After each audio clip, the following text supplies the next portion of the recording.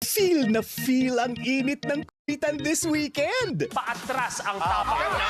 Close up ako rito, kita ko talaga. Maglalaban sa tiebreaker, angasan yan. Pero nung nakita na maglalaban, sabi ni Fiang kay JM, This Saturday, buko sherbet. Puti. Yari ka! Anli tawanan ng dala ng mga Singvestigator. Hindi ako sanay na natatalo. Personalan! Sa mamaya na lang, tay-tay na lang. Wala ka na ba yan para boost? Hindi ko alam. Ilalagay siya sa mga snake. Oh, tumigaw ka, kinakain mo ng Betamax. At sa Sunday, Kaya ang galit na galit kay Negi, naiinggit ka sa kagandahan niya. hindi magpapahuli sa masayang tanungan ng PBB Gen 11 ex-housemates. Ayon sa joke, ano ang pinakamaliit na chicken?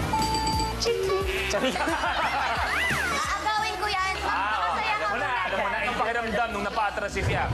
It's a tie. Tinaas yung sarili. Ang lupit. Rainbow Rumble.